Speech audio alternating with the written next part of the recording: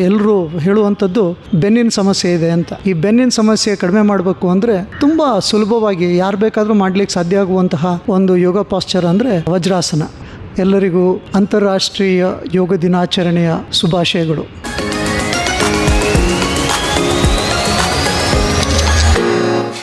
ನಮ್ಮ ದೇಶದ ಸಂಸ್ಕೃತಿಯಾದಂತಹ ಯೋಗ ಅದು ಕೇವಲ ಸಂಸ್ಕೃತಿಯೇ ಅಥವಾ ಜೀವನ ಶೈಲಿಯೇ?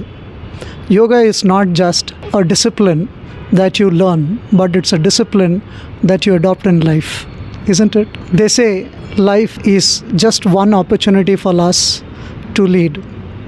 We are all human beings, isn't it? Are we human beings?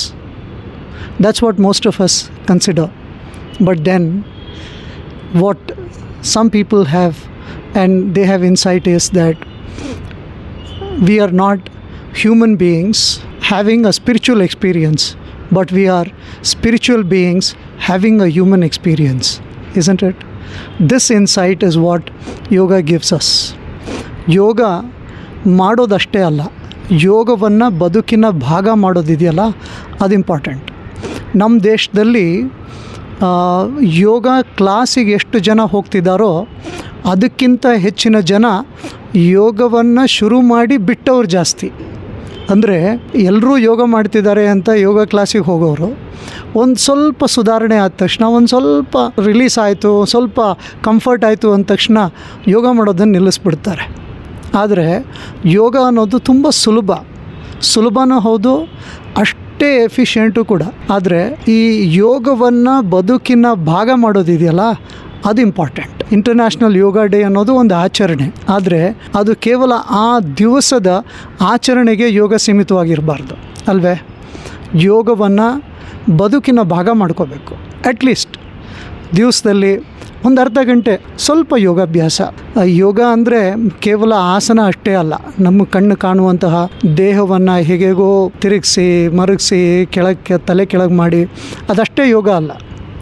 ಯೋಗದ ಹಿಂದೆ ಒಂದು ದೊಡ್ಡ ಜ್ಞಾನವೇ ಅಡಗಿದೆ. ಪತಂಜಲಿ ಯೋಗ ಸೂತ್ರದಲ್ಲಿ ಹೇಳ್ದಂಗೆ ಯಮ, ನಿಯಮ, ಆಸನ, ಪ್ರಾಣಾಯಾಮ, ಪ್ರತ್ಯಾಹಾರ, ಧಾರಣ, ಧ್ಯಾನ, ಸಮಾಧಿ, ಇಷ್ಟು ಅಂಗ, ಅದಕ್ಕೆ ಅಷ್ಟಾಂಗ ಅಂತ ಹೇಳ್ತೀವಿ. ಇದರಲ್ಲಿ ಯಾವುದು ಮುಖ್ಯ, ಯಾವುದು ಇಂಪಾರ್ಟೆಂಟ್ ಅಂತ ಹೇಳಿದರೆ ನಮ್ಮ ದೇಹದಲ್ಲಿ ಯಾವ ಅಂಗ ಇಂಪಾರ್ಟೆಂಟ್ ಅಂತ ಹೇಳಲಿಕ್ಕೆ ಸಾಧ್ಯವೇ?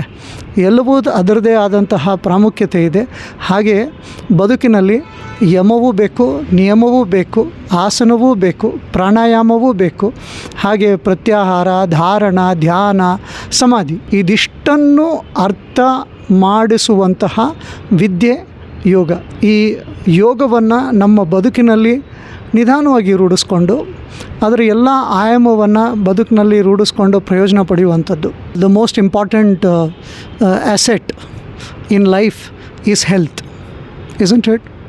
So they say take time for health. It's the most important treasure and wealth of life.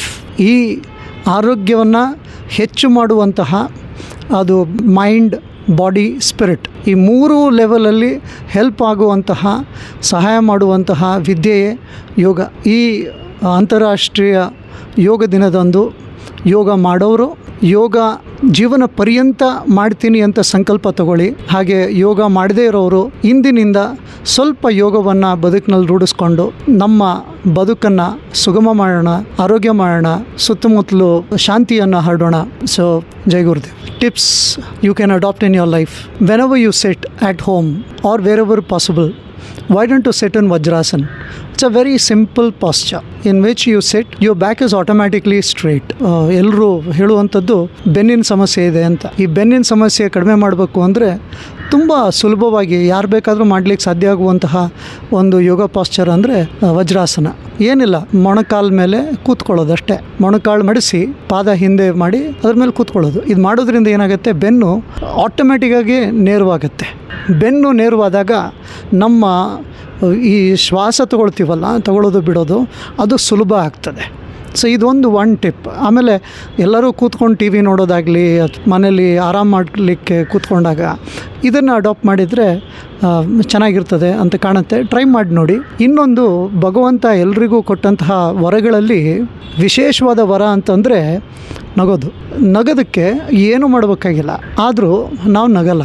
ಆದರೆ ಯೋಗದಲ್ಲಿ ಯೋಗ ಮಾಡಬೇಕಾದ್ರೆ ಸಹಜ ನಗು ಇರಬೇಕು ಅಂತ ಹೇಳ್ತೀವಿ. ಅದು ಯೋಗ ಮಾಡಬೇಕಾದಾಗ ಅಷ್ಟೇ ಅಲ್ಲ, ಯಾವಾಗಲೂ ಮುಖದಲ್ಲಿ ಸಹಜ ನಗು ಇದ್ದರೆ ನಮ್ಮ ಮನಸ್ಸು ಶಾಂತವಾಗಿರುತ್ತೆ, ಸಂತೋಷವಾಗಿರುತ್ತೆ. ಕಷ್ಟ ಬಂದಾಗಲೂ ನಗುವಂತಹ ಸಾಮರ್ಥ್ಯ ಭಗವಂತ ಕೇವಲ ಮನುಷ್ಯನಿಗೆ ಮಾತ್ರ ಕೊಟ್ಟಿದ್ದಾನೆ. ಈ ವರವನ್ನು ಉಪಯೋಗಿಸೋಣ. ಅಂತಾರಾಷ್ಟ್ರೀಯ ಯೋಗ ದಿನಾಚರಣೆಯ ಶುಭಾಶಯಗಳು. I love Malleshwaram. Happy international yoga day.